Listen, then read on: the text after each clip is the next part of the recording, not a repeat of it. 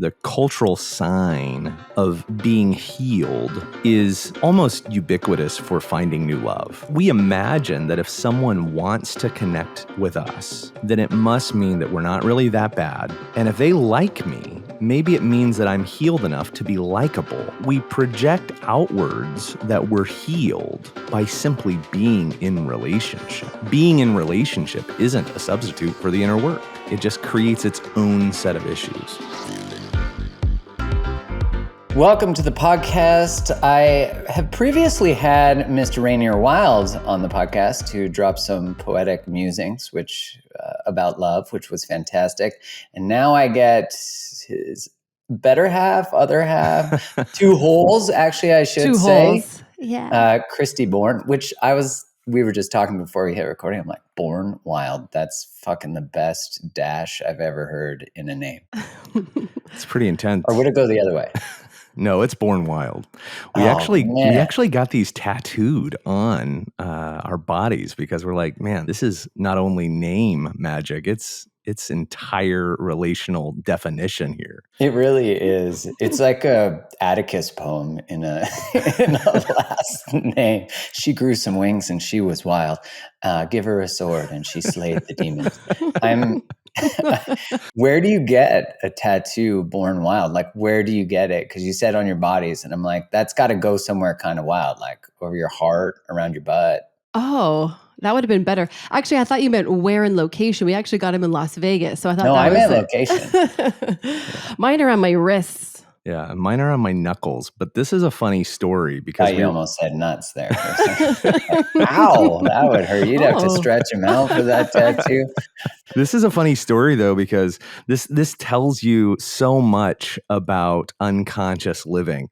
We go to this tattoo parlor right off the strip and we're thinking to ourselves, oh my God, let's do this. Let's put our names down upon our flesh. Let's embody this maxim of living. Kristi decides that she's going to get hers on her wrist, and I am waiting for, my second set of knuckles. It feels like the right thing to do to tattoo these on my fingers.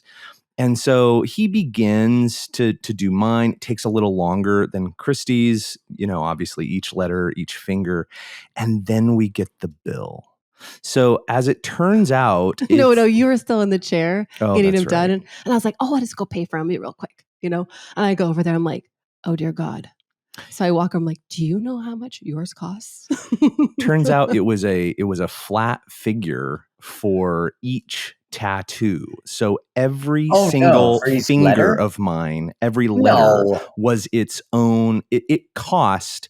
It's an astronomical amount. It's so bigger than humiliating. like his giant chest piece for his knuckle. They're a volume-based play. I like that. They charge per time the pen comes up and goes down. It's not like you can actually tell them, your mid knuckle, and you're like, this is costing how much? So the great lesson here is negotiate before you get under the pen. That fits to so many things. Create the agreements prior to, as opposed, because I feel like people go so blindly into so many things, including relationship, not being explicit about their agreements. And your relationship with your tattoo artist is clearly an example of that.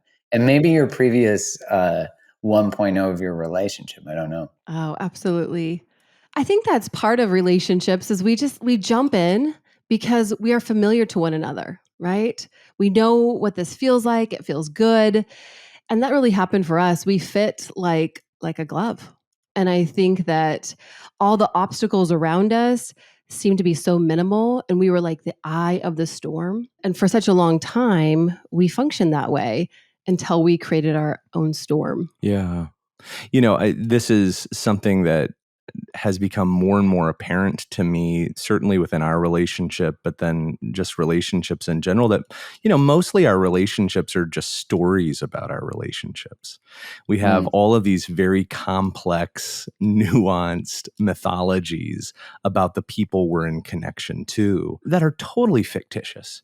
We don't really attach to people. We attach to the stories about them.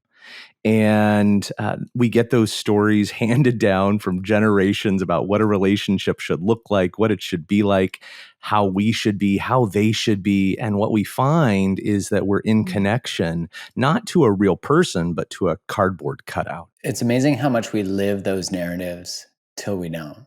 How unconscious it is, the way that we're relating, and we're like, oh, I'm doing it good, or I'm doing it, the good being I'm doing it like the people who taught me, like my church taught me, not realizing that we're unconsciously hiding or navigating life the same way people previously unconsciously hid their desires, hid their, so many, and presented righteously, presented as I got my poop in a group.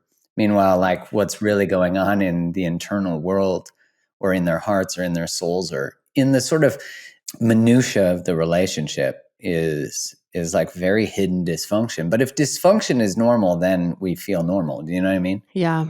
I think that one of the principles that I come back to is when we're working with couples in relationship, it's kind of like, unless you figure this out here, which you don't have to stay in this relationship, this one doesn't have to work for you, but you're just going to keep repeating it. And we give each other these allowances. I know Rainier and I did that. This won't happen the way it did before.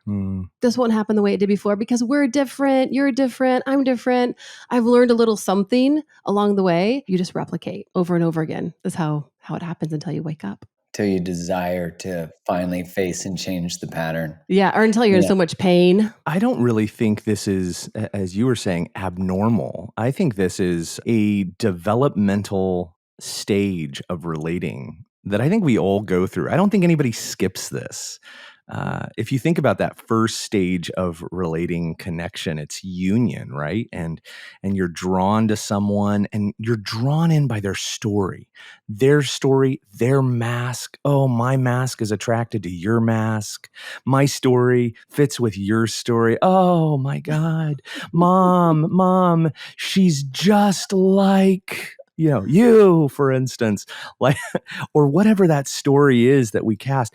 And in fact, we tell these really humorous ways of connection, like, oh, she thinks just like me, which is so humorous because then we're just saying that we just want ourselves in a relationship after all, which is bizarre. Yeah, we need to have someone who's exactly like me. That's perfect. Or even, and we're so deluded, even when they tell us truths, it's like we find ways to fictionalize that connection. So, oh, he told me he was a serial killer. Oh, he's so honest. Oh my God, I love it.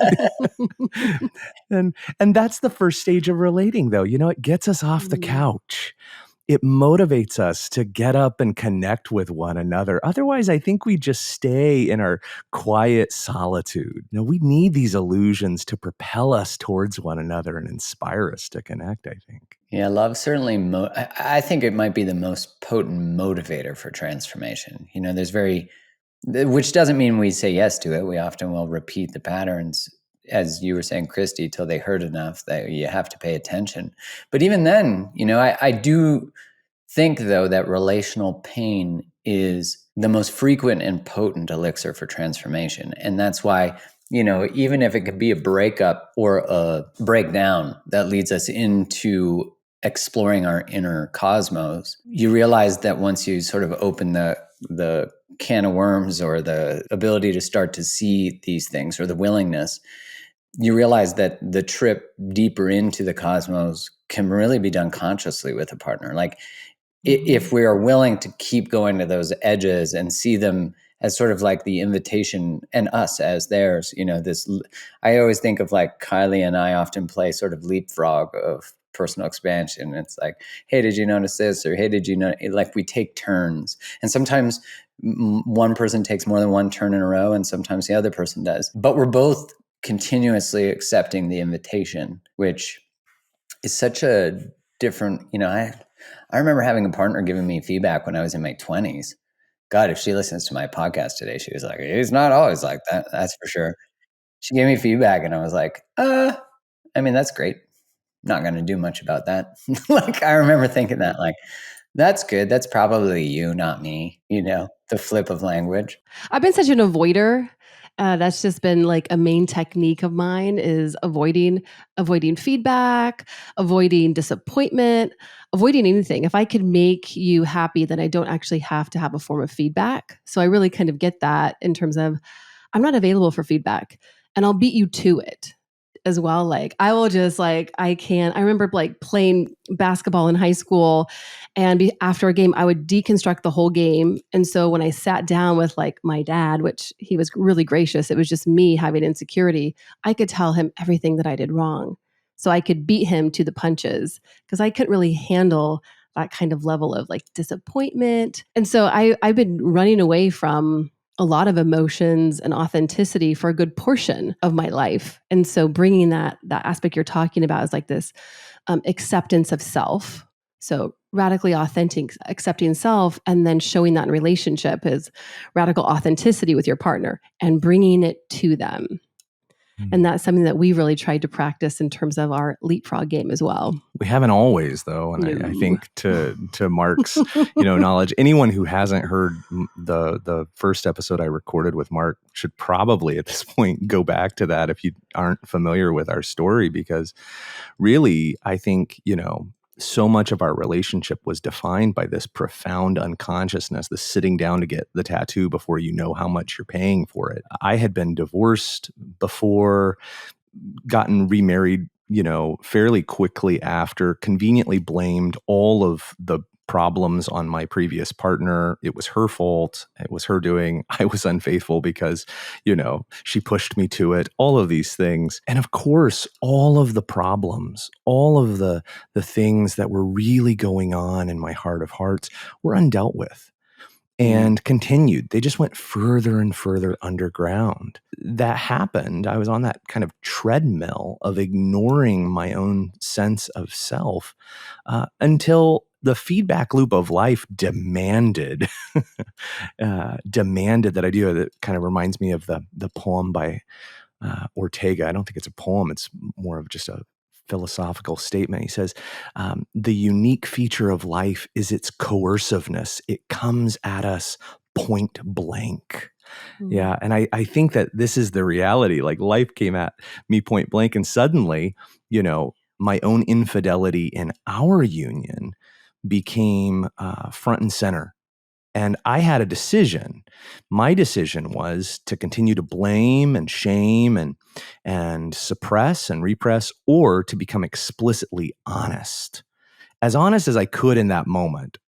But as every moment goes by, you realize there's even more to be honest about. And it didn't really allow me to avoid anymore as well, because there is something in my lap now. And so it really stopped me in my tracks from, we're talking about roles in some ways.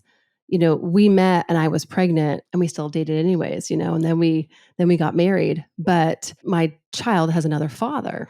Right. And so we were in all kinds of situations. That's why I was saying, like, in the middle of the storm, like we were good. We knew this familiar place with each other because there was a whole lot of shit going on around us. And we weren't actually even honest about what that shit was. We didn't even really lean in. This tattoo example is really fantastic. We didn't lean into like, oh, what do you got in your pile? You're just kind of sad. Okay, you got me. We were just like really good friends that didn't ask a lot of deep questions. We allowed for the acceptance of self. And so we played a role and we got married. And I went quickly from being like well-educated, supporting myself, to like being a mom of 3. So Rainier had 2 boys, I had mine, and then it was like I was playing the role of my mom. And then we started missing each other. The things that we were so attracted to each other in the first place was like, I loved his mind. His mind was like the most juicy, wonderful thing in the world to talk to him. And you have gotten to experience that, right? Everyone gets to experience him through his words. That was like, I'm like, oh. And then like you have kids, you're like, I'm brain dead. So forget about me. Like, I got nothing for you, baby. Like, I am offline. I am not reading a book. What? And so we went for, we just kind of played roles. He kind of did what he did in his other relationship, a marriage relationship. We were making house.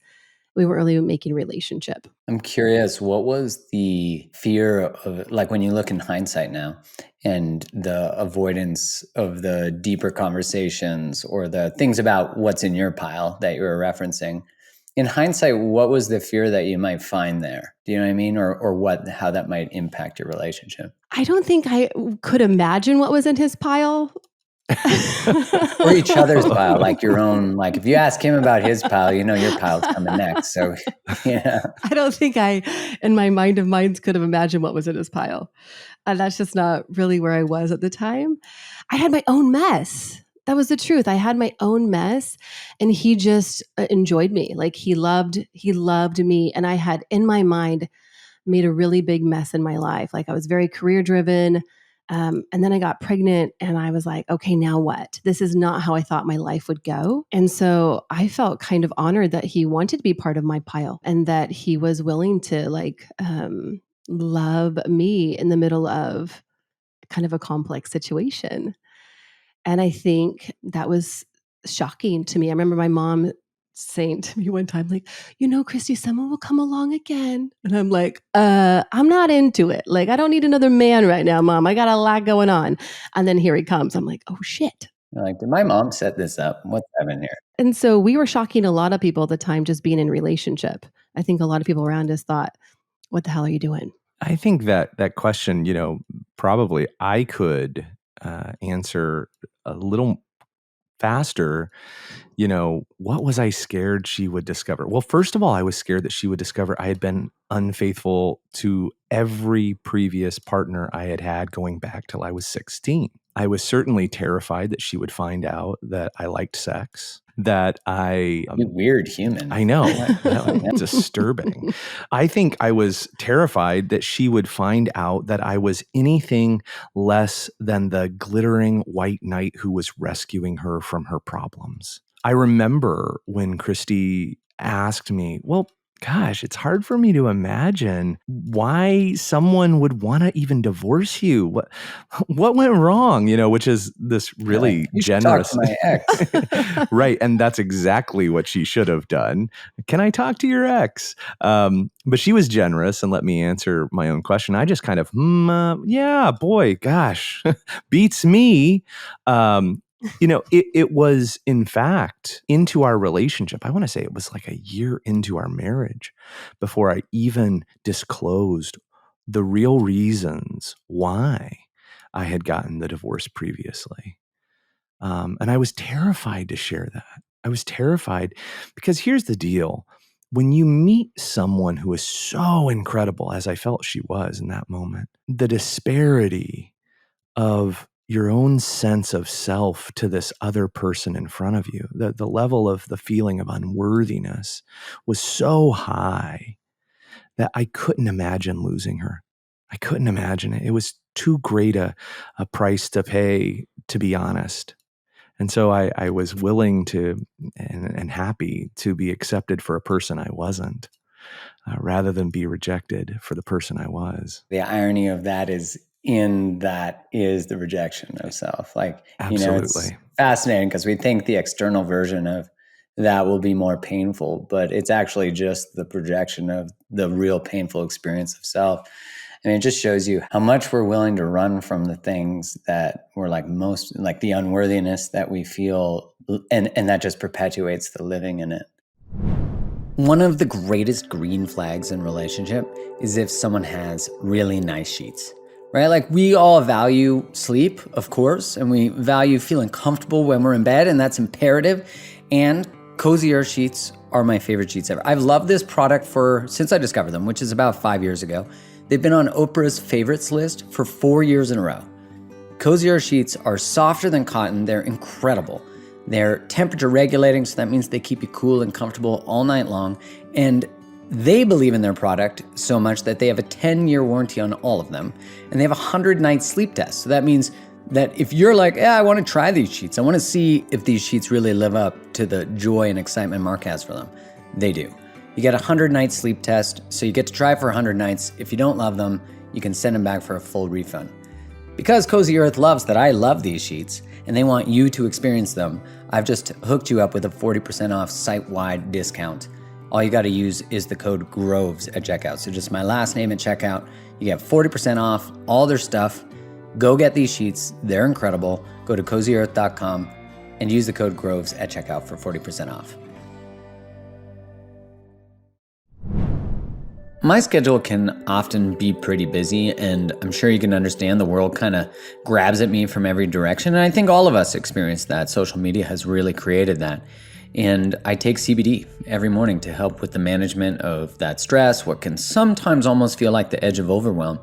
And one of my favorite products from the brand Cured Nutrition, which I've had the founder on here, super aligned with the brand. I love them. And they have tons of different CBD products, so you can find the one that really aligns with you. And the product, as I was mentioning, that's a favorite is called Rise. And it's a full spectrum CBD. It's got mushrooms in it, it's got adaptogens, and so it creates this trifecta that has been a real game changer for me and my focus. I definitely notice a difference when I don't take it. I'm sharper when I take it, I feel more creative, and right now Cured is extending an exclusive offer to you, my listeners. You can grab any Cured product for 20% off by visiting curednutrition.com/createthelove and use the code createthelove at checkout. So that's CURED nutrition.com/createthelove, and the coupon code is createthelove at checkout to save 20%. I think we both felt pretty unworthy in love in that one, and we just found so much safety and acceptance that we just continued to build off of that. One of the interesting things is, again, these roles that we play is that there was a lot of secrets for Rainier, and I was a great secret keeper. Like in terms of avoidance, if I come back to that, I come from like a family that has a lineage of sexual trauma, and I knew how to keep a secret. I knew how to not push in. I knew how to avoid the big things. I was great at that. I was trained for that. And so someone who has secrets and someone who knows how to keep them, we make a really awesome pair, right? So we like hit it out of the park. That's kind of how, until you start saying, what is this? Can we unravel it? And actually, can we face it for me? And can we really be honest? I think also there was something else going on with the genesis of our relationship that I think a lot of people face, which is, the cultural sign, the signal of being healed is almost ubiquitous for finding new love.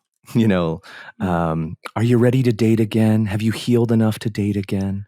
And so we imagine that if someone wants to connect with us, then it must mean that we're not really that bad after all. And if they like me, maybe it means that I'm healed enough to be likable. And so we project outwards that we're healed by simply being in relationship. And I think this is one of the reasons why people, jump into relationships so fast is I think they are trying to signal that they're healed. But of course, we know now, and I certainly think a big part of my own experience is being in relationship isn't a substitute for the inner work, right? It just creates its own set of issues. Especially when we jump from relationship to relationship. I mean, ultimately, if we are, which let's be honest, this is everybody till it's not, is the other person really serves what we think, unconsciously as a Band-Aid, or as you were saying, well, I'm in a relationship, so people will stop asking me questions. I must be successful. I must be good at them because I'm in one, which I always thought was the giantest misconception. I remember when I started my work, people would say, well, how can you teach about relationship when you're not in one? And I said, well, first off, I'm in lots of relationships, just not romantic. Second, that just perpetuates the misconception that being in one means you're good at them. And people then just become a Band-Aid to your fear of confronting yourself or meeting yourself. The irony is they're really just continuing to invite you. It's like, oh, this dysfunction, this challenge, this thing. In your relationship 1.0, like you're talking about the secret keeping, at what point did it just become that both of you had to step out of your previous roles or out of really own the unworthiness, really own the confrontation of the vulnerability and moving from that avoidance into the actual storm? Well, it's tricky. It's a progression. Like it's layers upon layers upon layers. I think in relationship, you only know what you know in and of yourself. So I give you this layer and we look at it together and then we get to the next layer. And so I think over time, relationship 1.1 now and relationship 1.2, right? Like, because you just keep doing it. So the things that we talk about today, they were present then. Like we love to do time travel and go back. Because we have the ability to sit with the discomfort today that we couldn't then. We Mhm. have this really wonderful story. It's not wonderful, it's kind of heartbreaking, but it was in relationship 1 point something. And Rainier's coming home from work. He's gone all day, and I'm home at this point with like 4 kids and 2 dogs. And we have this old house, and we don't have blinds up. It's kind of like a fishbowl, and we live in downtown. And so we have all this chaos inside. And he comes home from work, and I'm feeling really lonely. I'm not sure his experience. And he comes home from work, and I see him on the outside of the house. He pulls up, and I'm inside, and there's all this stuff around me. And I look out, and then he drives away. And I don't know when he comes back, but it's funny because we both remember that moment. And the moment that we remember is, oh, I just wanted you to come inside and be with me. Like, I saw you, and I needed you, and I was so lonely in that moment. Probably that moment in our relationship. And he remembers, and I was just so overwhelmed and disconnected and lonely that I just couldn't come in the house. We wouldn't have the skills then. We weren't connected in a way that we could receive that, even though we needed it. So we've been able to time travel and go back and say, I missed you. I remember that. So it's layers. That's how we've done it, layer after layer. I don't know what you would say. Yeah, I'm definitely remembering that moment. And I always am just so struck by a sense of retroflective shame when I think of that, like not going in the house. God, what kind of husband, what kind of father does that? I was abdicating something in that moment. I sense that we were both abdicating various truths that we knew for ourselves in those moments. And we've talked about this so much that I know that to be the case. But there was this real sense of both of us committing just egregious self-betrayal. I think that's one of the realities of betrayal, that the first betrayal is to self.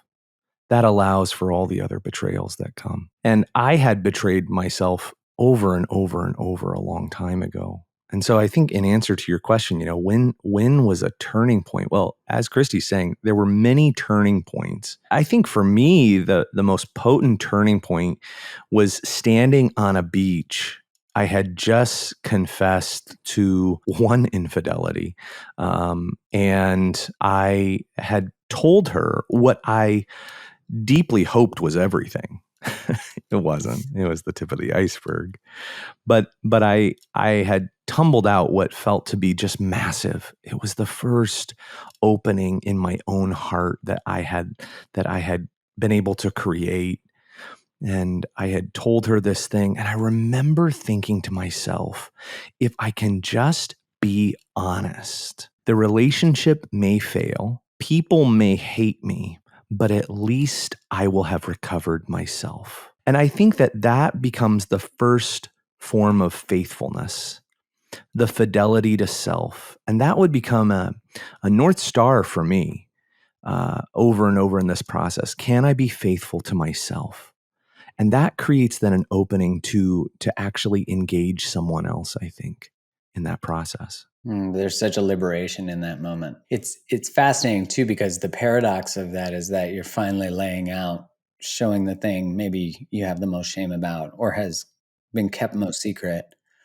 You're most afraid of people finding out about. You disclose it and own it, the tip of it, but it still matters. There's a strange paradox that occurs because you feel free, but yet someone's hurt.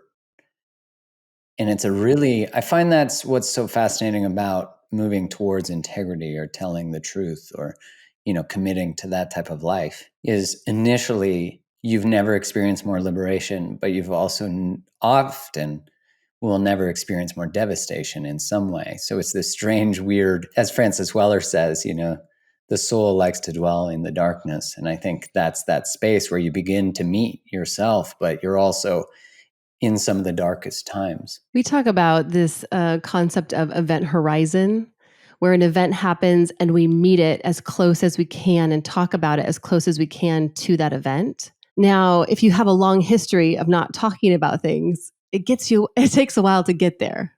Mm-hmm. And so that's something that we've practiced probably in the last couple of years. not holding on to it so long, not keeping it underground. If I'm thinking about it, it's important. If it's happening within me, I need to share it. But it takes a long time to get there. When you're in a relationship for quite a few years, we've been married 11 now, and we had gained a lot of traction underground for a long time. We had a lot to unearth. And so now when we have things that come up, we're better at getting to the event horizon. I mean, it happened, I'm thinking about it, then I should share it. So then we don't have to continue digging into the deep well. So that's something we've been able to practice. Man, it's taken us a lot of time and a lot of work, but we've done it. The gift of rupture in relationship, I think, is something not to be minimized. Because here's the reality. Most of us think that a relationship is contingent on how well we get along, on the good times. I think that true relating begins the moment of rupture, right? The moment that the illusions are dispelled, the moment that those things that allowed you to get off the couch in the first place are suddenly eroded, and you're staring at each other, naked and afraid, and you're seeing each other. And often that is contingent on some kind of breach, some kind of moment that is absolutely what you would never wish upon your worst enemy. Right? You found out you've been lied to. You found out you've perhaps didn't know this thing. Maybe they acted in a way that you thought they shouldn't. Whatever those things are, you now see them. You really see them. I think that is the beginning of possibility. Before that, they were that cardboard cutout. But now suddenly you're able to see the real human being standing in front of you. And I think that's the fidelity of betrayal, right? When we betray those myths, those stories, those narratives, when we betray those illusions that had been keeping us so safe and so secure, when we betray those things, suddenly we're able to actually see one another. And I think that is what happened. That was the gift of that moment for us, even though I would never want it ever again, or wish it on anyone else or recreate it. But when I look back, it afforded us the ability to be in relationship. It's like an excuse to tell the truth. Part you talk about betrayal, that the betrayals that occur outside of us are because of the betrayals much earlier within ourselves. In a world that seems to celebrate self-betrayal and celebrate holding up the facade, and I think that goes from since birth, and that comes from religion, that comes from, which are often intersected with culture and family. And you realize that like very few relationships are actually based on a commitment to the truth. They're not. And I'm curious, what are some tips or thoughts you have on, because Kristi, you were speaking to this too, the event horizon, like the capacity to both hold the truth and express it ourselves, right? That's something our nervous system has to be able to begin to hold. And I think the rupture invites at least the invitation to that.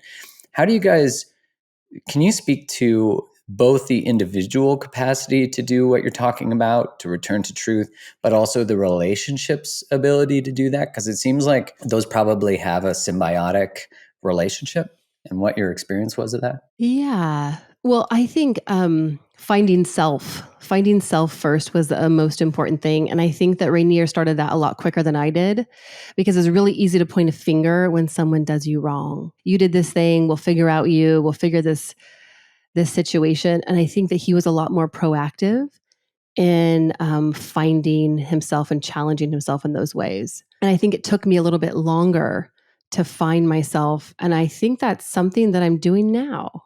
And that in terms of like, that's my goal, is just a continuation of that. It's not like I found something. It's like I'm finding over and over and over this part of myself. You've done this big series, I think, on codependency. And I think that we're all just codependent freaks out there, right? I just really think that we are. It's so embarrassing. It's like, right. And really seeing yourself for the first time, like, what are my thoughts? What are my emotions? What are my needs and my wants and my desires? I easily give them up for someone else. I'm the youngest child in a family of 4 with 3 older brothers. I knew how to give up self to belong. I'm not saying my family wasn't a great family. I'm saying I knew what to do. And so belonging for me was the most important thing. And I think in relationships, we duplicate that. I surely didn't want to lose Rainier. No, I surely didn't want that. But I surely didn't want to lose myself. And I had really realized I really didn't have a sense of self. Being a mom is a great example. I work with young moms, and someone will just have a baby, and I'll just say, "You're doing a great job." And they'll just cry. And they'll say, "Really? I am." I'm like, "Yeah, you are." Because guess what? Life is hard, and it's hard to have a self in the middle of taking care of a family and being in relationship. And so it is finding the self first. And I feel like for me, I've been very diligent about finding a self outside of religion, outside of politics, outside of relationship. That has been my goal, is like, how do I find myself? And I've really seen myself in that codependent space. And that's become a dialogue that we use and when talking to each other. It's freeing for both of us. When one person can see themselves, the other person, we're mirrors. And so we continue that process together. I love that. I think that is, first of all, just so sexy. Even hearing her say, "I find myself" over and over and over. I adore that, because the reality is we can't be in relationship without a self. It requires that. And so if you think about your own self right now, well, what is myself? What is myself? Well, the first thing you are is a body in space and time. So locating yourself, locating your breath, locating yourself as a nervous system, as an organism in your body, this creature inhabiting this moment that is totally unique, has never existed before. That really is the first and primary fidelity, to find that. And once I can sense myself, once I can know my own physiological experience, then I begin to branch out and begin to, well, what are the thoughts that I'm observing, right? You are not your thoughts. You're having thoughts, but you are the observer of your thoughts. What are the emotions that I'm noticing? I've had millions of emotions. They're gone. I'm still here. I'm not my emotions, but I am the observer. I'm the witness to my emotions. So as I begin to gradually observe and witness myself, that inner observer, that inner witness grows like a sense of density or gravity. And from that place, that is the solidification of self that occurs over time.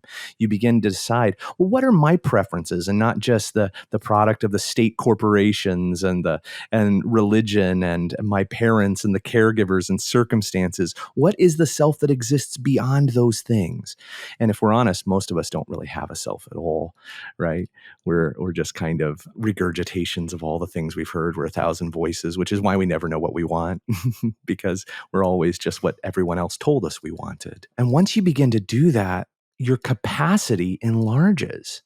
You begin to know the truth. You begin to know the truth. I know what the thoughts are. I know what the feelings are. I know what the desires are. And then you can survive.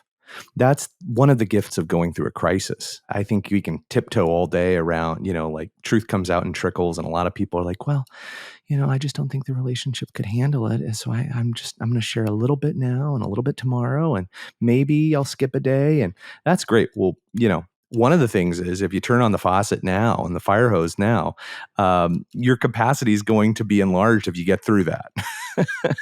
I'm a big believer. Say it like it is. And that was certainly a big part of it for us. Say what you know to be true today. If you're able to hold that hidden, then you already have the capacity. It's kind of interesting. You just don't have the capacity to hold it together, which I think is probably the more challenging thing. And by hiding it, it retains a coating of shame rather than a coating of vulnerability or expansion. And then you can actually fall in love with your partner for the first time. I mean, you're kind of asking that question in how do you get to the next thing? Is that I wasn't relating to the real person, and he wasn't relating to the real me. When I'm real, then I can actually have relationship for the first time. So I would say in a lot of ways, the last couple years of our life have just been the best years of our life, because we've gotten to know each other, the real part. The desires, the wishes, the flub ups. We're not waiting. We're not digging a hole and then covering it up and hoping to God that it doesn't get dug up again. And so I really, that's what I wish. I mean, I've tasted it. I'm living it. That's what I wish for others, is that if you can get to that baseline of authenticity, if you can accept yourself and share it, then you can have real relating. And again, I think Rainier said, it doesn't mean that it's easy. It means that it's real.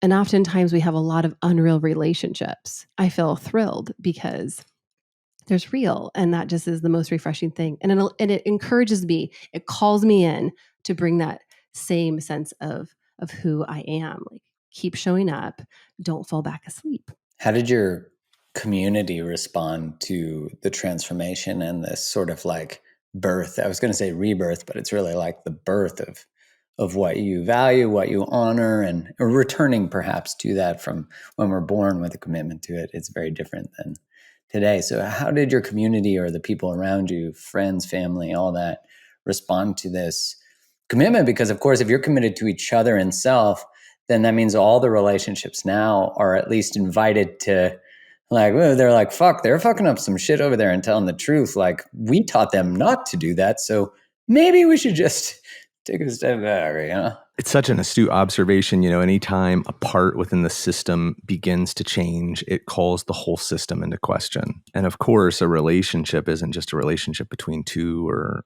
however many number of people are involved in that. It's a relationship between the systems that they bring in. And so there were different responses. Is the truth. I think I've shared publicly before, when I first began to talk about that moment of infidelity. Kristi's father was one of the first people I shared with. And they come from a Judeo-Christian evangelical background. And that was very, very terrifying. This is a man I deeply respected. I remember the day I asked for his blessing to marry his daughter. I remember the promises, the guarantees I made him. So to confess and confide that had been breached was really terrifying. And I expected that he would, be on my doorstep with a shotgun. I'll never forget, at the end of roughly an hour and a half of me humming and hawing through that meandering story, and he on the other end of the phone, giving kind of nonverbal but audible signals that he was listening. I'll never forget what he said. He said, "I don't so much care what you did. I care that you came home. And I want you to know that I'm deeply committed to the decision that you and Kristi make. And it sounds like it's one to go forward, and I'm deeply committed to being on your team and to being a person on your side." Then, kind of without missing a beat, he said, "But I'm also a coach. And when I see players who get injured, I become intimately interested in their recovery.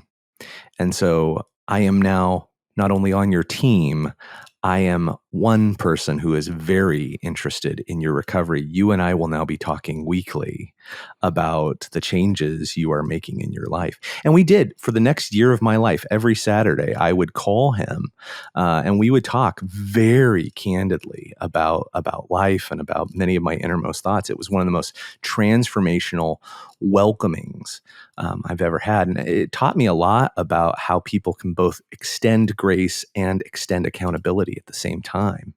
That's beautiful. The two go hand in hand. There were other relationships that couldn't make the journey, right? That went very quiet suddenly.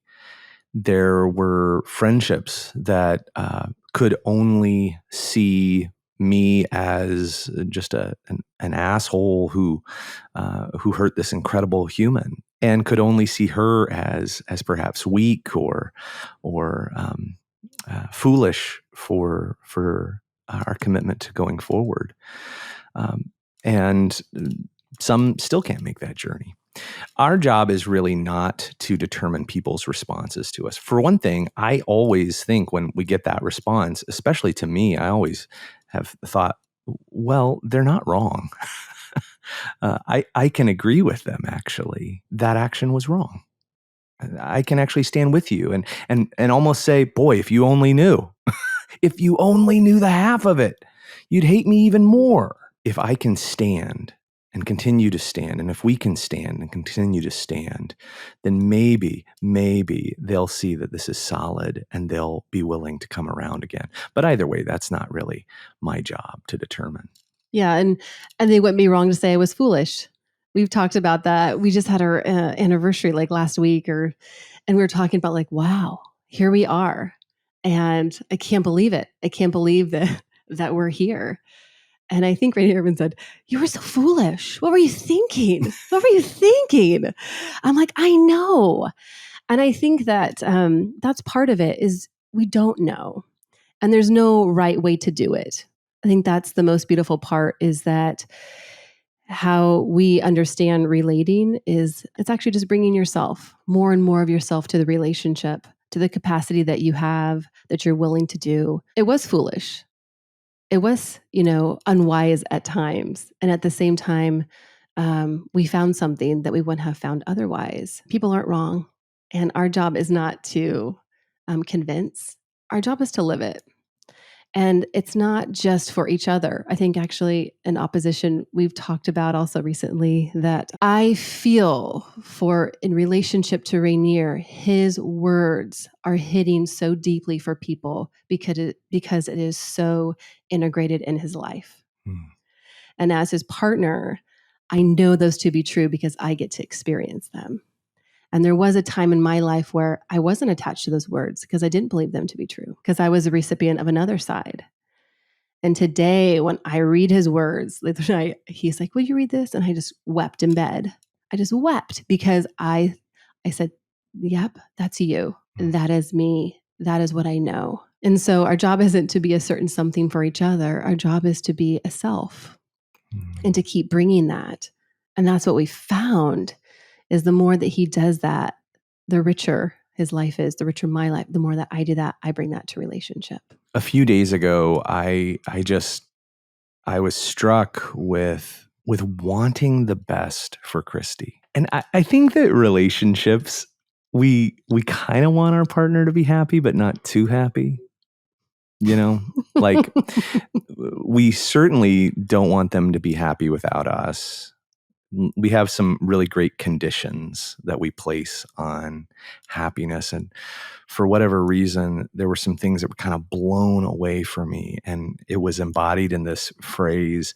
And so I wrote, "Dear lover, I want you to win. I want you to be filled with courage and to dare and to take great leaps and to be decadent and to be brave and to risk. I want you to go further than you ever dreamed you could. I want you to look back and say you lived the life you wanted, leaving nothing out. Every adventure, each wild ride, take them all. So often what passes for love acts only as gilded cages, keeping our wings clipped and our movements small. What begins as security becomes captivity. What starts as protection descends into prevention. We make ourselves and our love into flightless birds. But real love opens the door and shatters the chains that holds us back. Love invites us to become more, not less. And I like it when you're ravenous and bite off more than you can chew. I like it when you're untamed and messy and uncivilized. Don't be domestic. Be feral. Go wild. My love, explore every uncharted region of your soul. Plant a flag on the moon. Don't hold yourself back. Exhaust yourself. Reinvent. Wipe the old slate clean and start again. Wander. Take your time. Flare up. See all the sights. Deepen, ripen, evolve. Take up space. Have desires. Be whimsical. Write a new story. Shout it from the rooftops. Dear lover, fly. Don't look back. I'll be here. The ground beneath you. And I meant it. And maybe that only happens when you're a self. Maybe that only happens when you realize that you're two selves who have finally discovered each other. I think then you can want the best for each other. Even if that means, well, maybe it's not even you. You're okay with that too. First off, beautiful words. Totally relate to. And I try, or can't say try because Yoda says you can't try. You either do or don't. And the rest is bullshit. Do my best to live that constantly. I think when I forget about myself, then I want to hold back someone else. It's like an irony. As you said, they become you say protection becomes prevention. Yeah. I mean, so many of those words are just perfect encapsulations of sort of the marriages or relationships we've been handed. I do think it's a strange truth that I know too now, which is if my partner's liberation means us no longer being together, that actually is what I want for her. And that's a weird, because, people go, well, that's not love. Well, that's not the love we were taught. But like, why would we ever want our relationship to be a prison? But that's a totally different place to get to. And I'm curious, when you guys are working with couples, what is sort of the greatest challenge you tend to see? And what is the greatest, or maybe they're the same, what is the greatest resistance you see to them accepting in the work, like in how you guys have evolved, and then teaching people how to step into a similar space?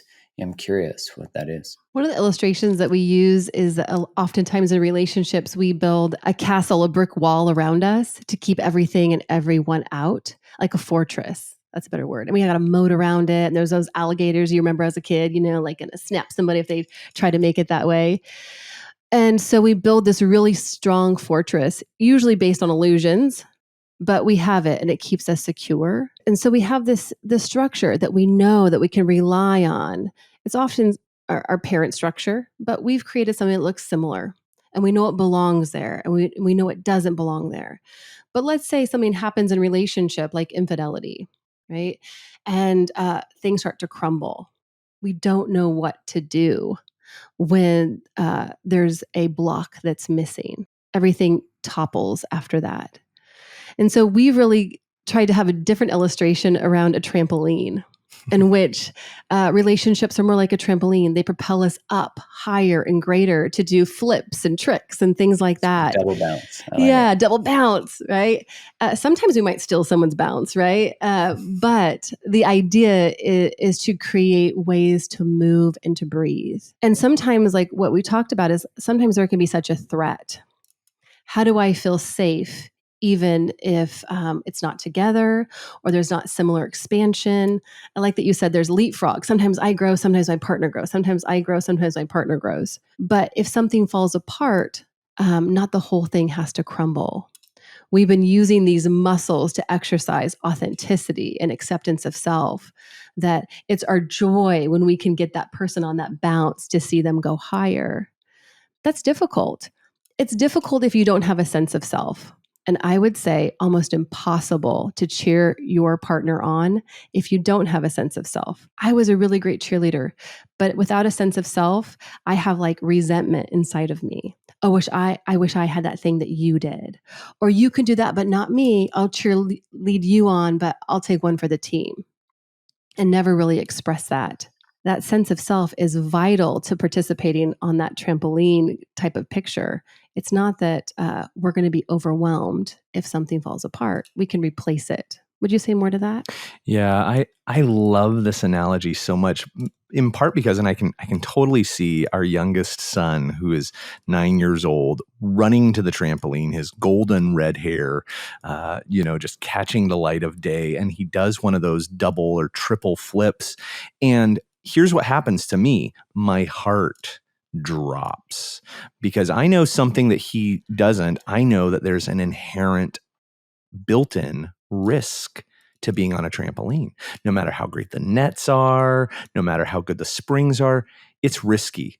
A fortress isn't that risky. I think it's an inherent substitution in how we think about relationships. Relationships aren't meant to keep you safe. You think they are, but actually there's a built-in risk to relating. Loving is risky. Loving requires risk from the moment you get up off the couch, right? And so if we can take out that illusion of safety and begin to locate safety as an inner security, I know I'm going to be okay. I'm ultimately going to be okay until the day I'm not, and then I'm going to die. And if I can house my sense of reality, and this all ends, Loving is a terrible, beautiful risk. And while I'm doing it, I want it to take me higher and further. And I want you to laugh and be delighted. And yes, sometimes we're going to have to patch up bruised knees and elbows and might even have to take a pause, whatever those things are. But that's the joy of living. Life and love aren't that much different. It all ends at some point in time. But how did you play? How did you play? Everything. And the trampoline analogy is so good. I was actually just, when we bought our house, it came with a trampoline, but the trampoline had a hole in it. That was so nice of them to include it. It had snow on it at the time when we were negotiating. I was taking it apart to get rid of it. And I was kind of thinking about when we were kids, trampolines were danger zones. Like they had the pad over the spring, but often your arm or your leg would go through it and then get pinched by the spring, or you'd fly off, you'd get double bounce. And I was looking at the trampoline. I'm like, isn't this indicative of how, I mean, no insult to the youngest generations, but because it's not their fault, but it's indicative of how we want to protect everybody from everything. This trampoline is spring free. So it's like some sort of coily plastic things around them. And it's got nets all around it. Like you really can't get injured. If you did, you really pulled a mission. But I was like, isn't this the thing? Like we want to protect ourselves so much from this risk. Like there are boundaries, I think, are very, they're kind of like the net. They're a necessity for life. They're so important. Without them, you don't have a self, right? Because you have no preservation of your own wholeness, of your own identity. This idea that we can, because I think how that sort of parenting style from the 90s, that was safety isn't parenting, helicopter parenting, really prepares us to think like about trying to navigate life risk-free. With that said, I obviously know lots of people who love All Out, and let's look at the X Games and Red Bull, like they're fucking shit up too. So I'm just saying that sometimes that message can get perpetuated. This idea that if I don't love anybody, then I'll never get hurt, or if I put up a big enough fortress, or if the only one that really loses in that is us, but also the people we're meant to share our open hearts with. Yeah. And so, I'm curious your thoughts on that. Because you're also parents. I think that this thought that you put forward about that helicopter parenting, and oh my goodness, it's so true. And, like JFK said, the moment your children are born, they take your hearts hostage. And it's true. I mean, my God, it's terrifying being a parent. It really is. It's terrifying being alive, but then you watch someone you love be alive and make all the mistakes that you wish that you could prevent them from making. And it's really alarming. But I think that here, one of the tools of empire or control is always to mask control as safety. The safety is really the broadcast message behind which control lies. And if you can let go of this illusion of control, I was never in control. I was never in control of you. I was never in control of where this love would go. I was never in control of me, if I was actually honest. We control nothing. If I can let that go, then I can actually relate on reality and on the basis of reality. Yeah, it's wild that we don't really live in reality most times. And so I think that is the biggest gift we can bring in a relationship, we can bring to our kids. We have ages 17 to 9. And so they're all in different facets and places in life. Man, it's wild. Like we're going to have a senior.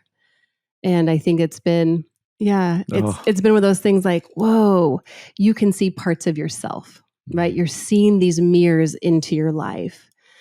I see this mirror in my daughter. It's like, oh, I've been so closed off emotion. And I see that in her. I'm like, oh, there's a mirror.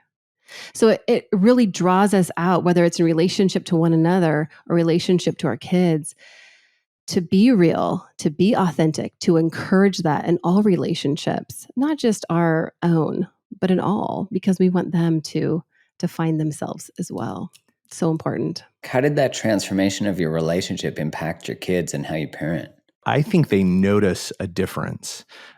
They've commented, various ones, especially the older ones, have commented about this, right? Yeah, our oldest, they definitely can see. They always make comments about how much dad loves mom, I think,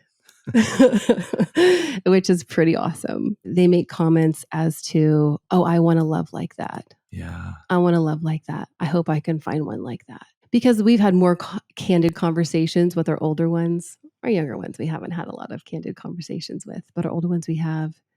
And they'll say, I'm really glad that you chose to work it out. Thank you for doing that. Because we have a blended family. It's not everyone's path. And it was ours in that moment. And we just kept choosing. They're also just keen detectors of bullshit. That's one of the things, like children in general are, but I think ours are especially weaponized for it. It's so true. They'll hear other people talk and relate, and they'll just when the lights fade, when we're going home or it's just us, they'll call people on it. They'll say like, "Oh my God, did you hear that? Oh, he's just making excuses so he doesn't have to actually be in relationship to her." And I'm like, "Oh my God, you are so deadly. You're so dangerous." It's so good. It's really great. Yeah. They don't like each other at all. Why are they even married? And, so yeah, we get to hear a lot of the comments, but, I think whenever you're tender, whenever you're honest, whenever you keep showing up, your kids see it. They benefit from it. And we had Rainier went to Crete for a month in June, and that was a big thing for our family. It was a family thing in which, and I think this goes back to wanting your partner to reach high. We had lots of conversations around that, in which I told him, I was like, if I was dating you, I would say go, right? Like I had this moment, like, but why don't I? Because I'm married to you. Like, what is keep like, so you can't do these things? It was really this point of, if I didn't hold this position, if I was just your lover, right? If I was just this person in your life that wanted these things for you, then yeah, I think you say yes to this opportunity. Yeah, that was an example of us using that trampoline to spring higher. And then our kids, we talk with our kids about it and how we have to work together to make that happen. Yeah, one of our kids recently broke it off with his flame. It was really his first kind of girlfriend experience, and he broke up with her, and we were genuinely kind of mystified, like, well, why did you end it? And he said, well, I didn't have the time to dedicate to the connection. And what I heard was, oh, maybe she was prioritizing it in a different way than he was, and he recognized his own limits. And I was so proud of him. He didn't put it into those words, but I was so proud of him that he knew what his capacity in that moment was. He observed what her expectations were and knew that the twain did not meet. And was willing to walk away, even though it was hard. And I thought, oh, this is such a good lesson. Everybody should have a fall on your face moment up front, right? Everyone should learn how to end a relationship up front. I was so proud of him actually in that. We were actually shocked, but it was a wonderful shock. Well, it's such a skill to do, and in a good way, if it's coming from an embodied place rather than an avoidant place. But it's a good skill to have because it's demonstrating that we can choose ourselves in the face of disappointment, in the face of hurting someone. I think often the ruptures are the road back to being able to do that, to sit with that, to face that. It's been such a delight. It's such a delight, Kristi, to be able to engage with you too and hear your insights and your experience of life and relating. And I'm sure for the people listening, they would love to know, where do they find more of you both or individually, and what kind of work do you guys offer? Yeah, you can find both of us on Instagram. Those are our favorite haunts. Rainier Wylde, and then Kristi Marie Bourne is yours. Yep. Yeah. Right now, we're actually taking some couples through our very first course that we've taught together. We're so excited about that. And we're undoubtedly going to offer that again, called Indulgence, Fireproofing Your Relationship. And that's something we're really excited to put forward. A lot of the principles that we've even talked about here and the things that we talked about. Kristi works intimately with couples and individuals as a therapist, and then sometimes we come alongside and do peer mentorship together with couples who are going through big relational changes. Yeah, all that's available on our Instagrams. Sweet. Well, we'll make sure we link it all out in the show notes. So if you want to check them out, just check out the show notes. I appreciate both of you. Thank you. Thank you so much. Thanks, Mark. Thanks so much for tuning in to today's episode. If this episode resonated with you, one of the best ways to support the show is to go subscribe to the podcast so you don't miss any more. Leave a 5-star review on Apple Podcasts or wherever you listen to it, or share the episode with your community on Instagram or whatever social place you like to hang out. This helps get it into more people's ears, and I'm so grateful for your support, always. Thanks again for tuning in. Much love.